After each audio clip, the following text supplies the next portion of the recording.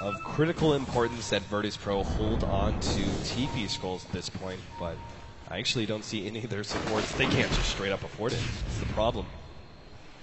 This is not what you want to happen, especially for Alina, who relies on the setup stun for the Light Strike array. She doesn't have boots quite yet.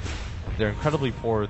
They're not going to have map vision for a little bit at least. They've still got that ward at that bottom lane, but it doesn't mean anything because Zai being there doesn't really reveal any information, and Secret don't really have to go for the gank at that bottom lane.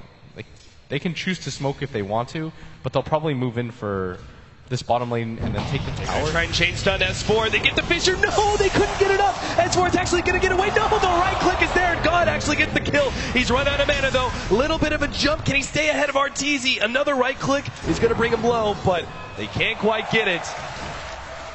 So critical that VP actually got that kill on S4 and did not lose G in the process, as they're already a little bit down in the laning phase.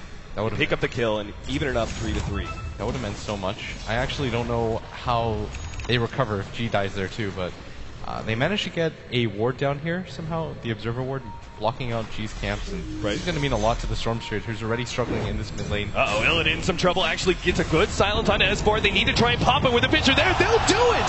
S4! Too aggressive!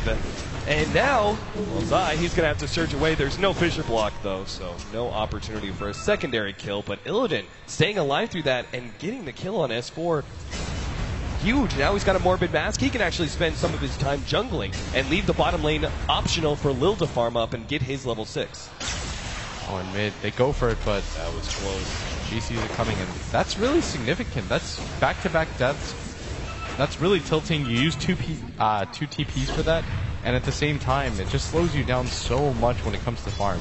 Right. He was keeping even in net worth with the Storm Spirit, but after that, he dips almost 800 gold behind him at just the 8-minute mark, and this is a lane that, in some ways, you should still have a decent-sized lead in.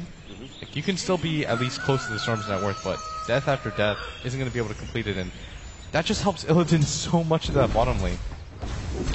DK Phobos is farming up his Soul Ring, trying to get that sustain that will allow him to full-time jungle. FNG is actually getting a little priority too. He's farming up the off lane, and obviously we're trying to get that Laguna Blade ready to go, so they have a lot more kill potential against some of the very squishy heroes on the side of Team Secret. I feel like they're relying quite heavily on Puppey to pull a lot of Shallow Grave saves in this game.